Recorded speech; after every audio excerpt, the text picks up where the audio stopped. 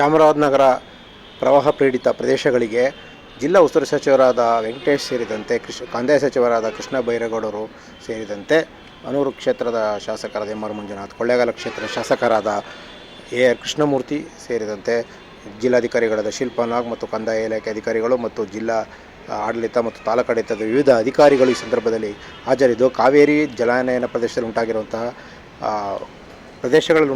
ಹಾನಿಯ ಬಗ್ಗೆ ಮತ್ತು ಜಲ ಸಂಬಂಧಪಟ್ಟಂತಹ ಉಂಟಾಗಿರುವಂತಹ ಎಲ್ಲ ಪ್ರವಾಹ ಪೀಡಿತ ಪ್ರದೇಶಗಳಿಗೆ ಭೇಟಿ ನೀಡಲಾಯಿತು. ಇದೇ ರೀತಿ ಕಾಳಜಿ ಕೇಂದ್ರಕ್ಕೂ ಕೂಡ ಕೊಳ್ಳೇಗಾಲದಲ್ಲಿ ತೆರೆದಿರುವಂಥ ಕಾಳಜಿ ಕೇಂದ್ರಗಳಿಗೂ ಕೂಡ ಭೇಟಿ ನೀಡಿ ಅಲ್ಲಿನ ಪರಿಸ್ಥಿತಿಯನ್ನು ಮತ್ತು ಪ್ರವಾಹ ಪೀಡಿತ ಪ್ರದೇಶದಲ್ಲಿ ತೊಂದರೆಗೊಳಗಾದ ಸಂತ್ರಸ್ತರ ಜನರನ್ನು ಕೂಡ ಭೇಟಿ ಮಾಡಿ ನಾವು ಬಂದು ಹೋದಾಗ ಅವತ್ತು ಊರೊಳಗಡೆ ನೀರು ಬಂದಿರಲಿಲ್ಲ.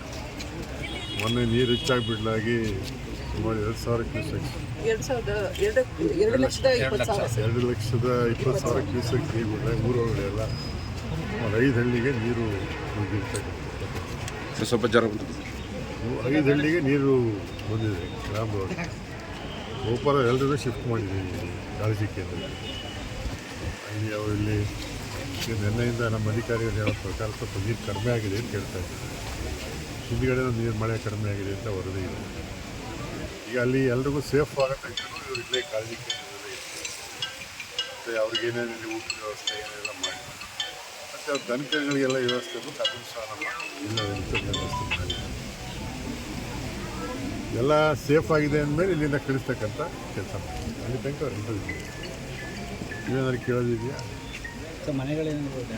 ಯಾವ್ದು ಮನೆ ಡ್ಯಾಮೇಜ್ ಆಗಿದೆ ಅದಕ್ಕೆಲ್ಲ ಮನೆ ಕೊಡಿಸ್ತೀವಿ. ಊರನ್ನ ಬಿದ್ದು ಹೋಗಿದ್ರೆ 1,20,000 ರೂಪಾಯಿ ಕ್ಯಾಶ್ ಕೊಡ್ತೀವಿ. ಅದ್ರ ಜೊತೆಗೆ ಒಂದು ಮನೆಯೂ ಮಂಜೂರು ಮಾಡ್ತೀವಿ. ಸರಿ, ಪ್ರವಾಹಕ್ಕೆ ಶಾಶ್ವತ ಪರಿಹಾರಕ್ಕೆ ತಡೆಗೋಡೆ ನಿರ್ಮಾಣ ಮಾಡ್ತೀವಿ ಅನ್ನೋದು ಹಳೆಯ ವಿಚಾರ ಸರ್. ಆಗ್ಲಿಂದ ಕೂಡ ಚರ್ಚೆಯಲ್ಲಿ ಮಾತ್ರ ಇದೆ ಸರ್. ಅದು ನನಗೆ ಗೊತ್ತಿಲ್ಲ. ನಾನು ಮೊನ್ನೆ ಬಂದಾಗ ಕೇಳಿದ 3-4 ಹಿಂದೆ ಬಂದಾಗ ಅಧಿಕಾರಿಗಳು ಗ್ರಾಮಸ್ಥರಿಗೆ ಅವರು ಬಂದಿದ್ದರು. ಈಗಾಗಲೇ ಮುಖ್ಯಮಂತ್ರಿಗಳ ಹತ್ರ ಮಾತಾಡಿದ್ರು. ಅವರು ಸುಮಾರು 150 ಕೋಟಿ ರೂಪಾಯಿ ಅಂದಾಜು ವೆಚ್ಚ ಅಂತ ಹೇಳ್ತಾಯಿದ್ರು. ಅದಕ್ಕೆ ನಾನು ಹೇಳಿದೆ ಅದಕ್ಕೆ ಮುಖ್ಯಮಂತ್ರಿಗಳು ಸ್ಟೇಜ್ ಬೈ ಸ್ಟೇಜ್ ಮಾಡಿಸೋಣ ಅಂತ ಹೇಳಿ. ಇಲ್ಲಿ ಭಾಳ ಅರ್ಜೆಂಟಾಗಿ ನೆಸಿಟಿ ಇಂಥ ಕಡೆ ಮಾಡ್ತಕ್ಕಂಥ ಸ್ಟೇಜ್ ಬೈ ಮಾಡಿಸ್ತಕ್ಕಂಥ ಕೆಲಸ ಮಾಡಿ ಸರ್. ಮತ್ತೆ ನೀರು ಬಿಡೋ ಸಾಧ್ಯತೆ ಈಗ ನಮಗೆ ಇರೋದು ಹೇಳ್ಬೇಕಲ್ಲ, ಇಲ್ಲದೇ ಹೆಂಗೆ ಹೇಳೋದು? ಸರ್ ಈಗಾಗಲೇ 2 ಬಾರಿ ಮಾತಾಡಿದ್ದಾರೆ ಸರ್. ಶಾಸಕರು ಅವರು ಒತ್ತಾಯ ಮಾಡ್ತಾ ಇದ್ದಾರೆ. ಇಲ್ಲ, ಶಾಸಕರು ಒತ್ತಾಯ ಮಾಡ್ತಾ ಇದ್ದಾರೆ. ಅವರು ಸಹ ಹೇಳ್ತಾ ಇದ್ದಾರೆ ಇದೆಲ್ಲ ಆಗಲೇಬೇಕು ಅಂತ ಒತ್ತಾಯ ಮಾಡ್ತಾ ಇದ್ದಾರೆ. ಸರ್ಕಾರ ಮಾಡ್ತೀವಿ, ಮಂಜೂರು ಮಾಡಿಸಿ ಎಲ್ಲ ಒಂದೇ ಸಲ ಮಾಡೋಕ್ಕಾಗಬೇಕು. ಸ್ಟೇಜ್ ಬೈ ಸ್ಟೇಜ್ ಹಂತದ್ದು ಮಾಡಿಸ್ತೀವಿ ಅಂತ ಕೆಲಸ ಮಾಡಿ. Thank you sir.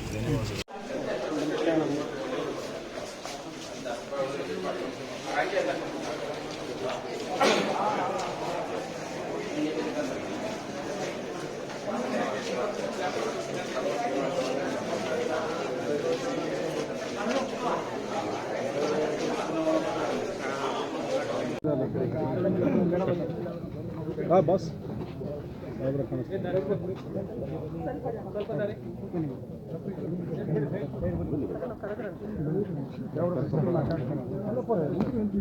Madam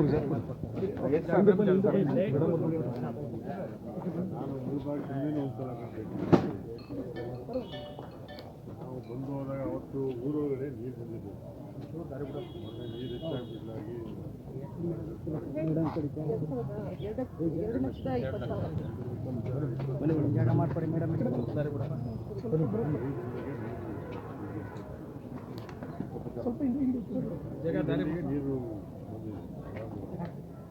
Gopala ಎಲ್ಲರೂ ಶಿಫ್ಟ್ ಮಾಡಿದ್ದೀವಿ.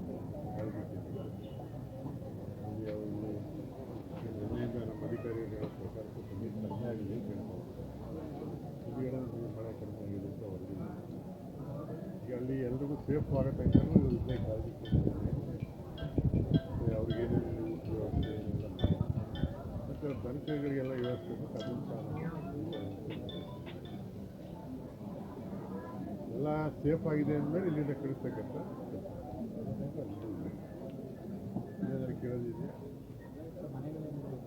ಯಾವ ಮನೆ ಡ್ಯಾಮೇಜ್ ಆಗಿದೆ ಅದಕ್ಕೆಲ್ಲ ಮನೆ ಕೊಡ್ತೀವಿ. ಊರನ್ನ ಬಿದ್ದು ಹೋಗಿದ್ರೆ 1,20,000 ರೂಪಾಯಿ ಕ್ಯಾಶ್ ಕೊಡ್ತೀವಿ. ಅದ್ರ ಜೊತೆ ಒಂದು ಮನೆ ಮಂಜೂರು ಮಾಡ್ತೀವಿ. ಸರ್ ಪ್ರವಾಹಕ್ಕೆ ಶಾಶ್ವತ ಪರಿಹಾರಕ್ಕೆ ತಡೆಗೋಡೆ ನಿರ್ಮಾಣ ಮಾಡ್ತೀವಿ ಅನ್ನೋದು ಹಳೆ ವಿಚಾರ ಸರ್. ಆಗ್ಲಿಂದ ಕೂಡ ಚರ್ಚೆಯಲ್ಲಿ ಮಾತ್ರ ಇದೆ ಸರ್ ಅದು. ನನಗೆ ಗೊತ್ತಿಲ್ಲ, ನಾನು ಮೊನ್ನೆ ಬಂದಾಗ ಕೇಳಿದ ಅಧಿಕಾರಿಗಳು ಗ್ರಾಮಸ್ಥರು ನಾಳೆ ಮುಖ್ಯಮಂತ್ರಿಗಳ ಹತ್ರ ಮಾತಾಡ್ತಾರೆ. 150 ಕೋಟಿ ರೂಪಾಯಿ ಅಂದಾಜು ಅದಕ್ಕೆ ನಾನು ಹೇಳಿದೆ, ಅದಕ್ಕೆ ಮುಖ್ಯಮಂತ್ರಿಗಳು ಸ್ಟೇಜ್ ಮಾಡ್ತಾರೆ. ಇಲ್ಲಿ ಭಾಳ ಅರ್ಜೆಂಟಾಗಿ ಯಾಕೆ ಮಾಡ್ತಾರೆ, ಸ್ಟೇಜ್ ಮಾಡ್ತಾರೆ. ಮತ್ತೆ ನೀವು ಕೂಡ ಈಗ ನಮಗೆ ಇರೋದು ಹೇಳ್ಬೇಕಲ್ಲ, ಇನ್ನೂ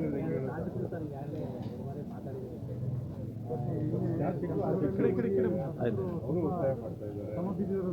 ಇಲ್ಲ ಶಾಸಕರು ಒತ್ತಾಯ ಮಾಡ್ತಾ ಇದ್ದಾರೆ, ಉತ್ಸಾಹ ಹೇಳ್ತಾ ಇದ್ದಾರೆ. ಹಾಗೆ ಒತ್ತಾಯ ಮಾಡ್ತಾರೆ. ಸರ್ಕಾರ ಮಾಡ್ತಿದ್ರೆ ಎಲ್ಲ ಒಂದೇ ಸಲ ಮಾಡೋಕ್ಕೆ ಸ್ಟೇಜ್ ಬೈ ಸ್ಟೇಜ್ ಹಂತದ್ದು ಮಾಡಬೇಕು. Thank you.